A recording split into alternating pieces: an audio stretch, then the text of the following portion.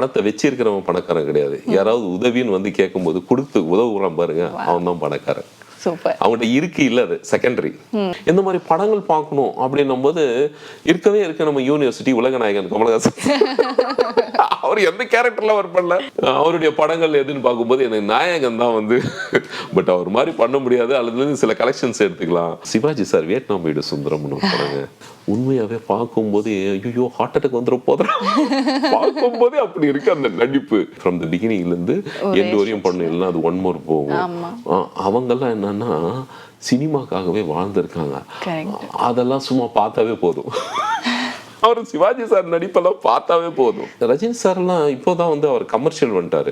அவர் beginning stage எல்லாம் எடுத்துக்கோங்க, நம்ம மகேந்திரன் சார் படம் முள்ளும் மலரும் எடுத்துக்கோங்க, அப்புறம் மாறில இருந்து 60 வரை இந்த மாதிரி படங்கள்லாம் எடுத்துக்கோங்க. நீங்க ஸ்பாட்ல ஒரு சீனை கேட்டு இது அதுக்கு முன்னாடி என்ன நடக்குது அப்புறம் என்ன நடக்குதுன்றதை தாண்டி ஒரு கேரக்டரா வந்து உங்ககிட்ட அப்ரோச் பண்ணும்போது இதுதான் உங்களோட ரோல் அப்படின்றத சொல்லிடுவாங்க இல்லையா? அப்போ அந்த ரோல்குள்ள நீங்க உங்களை ஃபிட் இன் பண்ணிக்கிறதுக்கு என்ன மாதிரி ஹோம் ஒர்க்ஸ் பண்ணுவீங்களா? ஆமா, நல்ல கேள்வி கேட்டீங்க. எனக்கு என்னன்னா சற்று முன் அறிந்தருன்னு ஒரு ஷார்ட் பிலிம் ஒன்று, அது வந்து எதை மையப்படுத்துது அப்படின்னும் போது பணக்காரன்றது யாரு சொல்லுங்க? பணக்காரன்றது யாரு? ஃபினான்ஷியலி ரொம்ப ஸ்ட்ராங்கா இருக்கவங்க இல்லையா? அவருடைய பாயிண்ட் ஆஃப் வியூல எப்படி தெரியுமா, பணத்தை வச்சிருக்கிறவன் பணக்காரன் கிடையாது. யாராவது உதவின்னு வந்து கேட்கும்போது கொடுத்து உதவுறான் பாருங்க, அவன் தான் பணக்காரன். அவங்கள்ட்ட இருக்கு இல்ல, அது செகண்டரி. இப்போ நான் உங்ககிட்ட உதவி வந்து கேட்கறேன், உங்ககிட்ட இருக்கு இல்லன்றது செகண்டரி. ஆனா நீங்க கொடுக்குறீங்க பாத்தீங்களா, நீங்க தான் பணக்காரர். இது வந்து ஒரு மைய கருத்தை வச்சு ஒரு படம் பண்ணாரு அவர், கஜேந்திர வைரவேல்னு சொல்லி. நம்ம ஈரோடுக்காரவர் கதை சொன்னாரு. இந்த கேரக்டரோட வயசு வந்து 60ன்னாரு. எனக்கு ரெக்கமெண்ட் பண்ணுங்கன்னாரு. நான் சொன்னேன் சரி கதை சொல்லுங்க, தெரிஞ்சவங்க தான் நான் சொல்றேன். கதை சொன்னாரு. அதுக்கப்புறம் என்னுடைய ஸ்டில் ஒன்று இருந்தது, இது ஓகேவான்னு கேட்டாரு. ஆனா இதுதானா எனக்கு வேணும் அப்படின்ற மாதிரி சொன்னாரு. இப்போ 60 வயசுன்னும் போது எனக்கு அந்த அனுபவம் கிடையாது. பார்த்த அனுபவம் தான் இருக்கு. எங்க அப்பாவை பார்த்துருக்கேன், எங்க பெரியப்பாவை பார்த்துருக்கேன், இந்த பக்கம் என் மாமாவை பார்த்துருக்கேன். பட்டு அவங்கள பார்க்கறத விட அவங்களுடைய தன்மைகள் எனக்குள்ள எந்த அளவுக்கு கேட்ச் ஆச்சு. சரி ஓகே, இந்த மாதிரி படங்கள் பார்க்கணும் அப்படின்னும் போது இருக்கவே இருக்க நம்ம யூனிவர்சிட்டி உலகநாயகன் கமலஹாசன். அவர் எந்த கேரக்டர்ல ஒர்க் பண்ணல. அபய் சண்முகில இருந்து உங்களுக்கு வந்து தசாவதாரத்துல இருந்து எல்லாத்தையும் மிரட்டி வச்சிருக்காரு. அவருடைய படங்கள் எதுன்னு பார்க்கும்போது எனக்கு நாயகன் தான் வந்து, பட் அவர் மாதிரி பண்ண முடியாது. அல்லது சில கலெக்ஷன்ஸ் எடுத்துக்கலாம் அப்படின்னு இந்த பக்கம் வந்தது.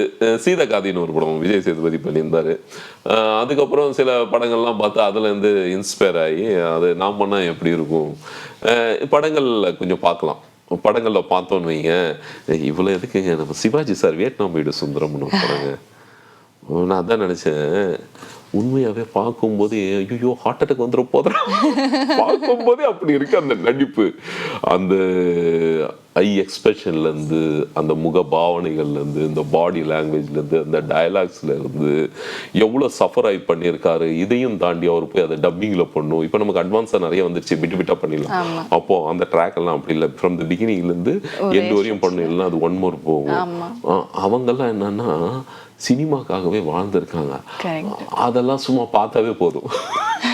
அவர் சிவாஜி சார் நடிப்பெல்லாம் பார்த்தாவே போதும், நம்ம இங்க வந்து வின் பண்ணிட்டு போயிடலாம். அந்த மாதிரி நடிக்கணும் இல்லை, அதை மைண்ட்ல ஏத்திட்டு வந்து அப்படி பண்ணாவே போதும். அதெல்லாம் வந்து அப்படிதான். நம்ம அந்த மெச்சூர்டை தாண்டி ஒரு விஷயம் இருக்கு அப்படின்னும் நம்ம இப்போ எனக்கு ஒரு வயசு இருக்கு, இதுக்குள்ளார அது வந்து அந்த கேரக்டர் வந்து அடங்குச்சுன்னா ஏன் இதுல லைஃப் டிராவல்ல இருந்து எடுத்துருவேன். இதை தாண்டி ஒரு விஷயம் போதுன்னும் போது இந்த மாதிரி legends Shivaji sir, Kamal sir, Rajini சார்லாம் இப்போதான் வந்து அவர் கமர்ஷியல் வந்துட்டாரு.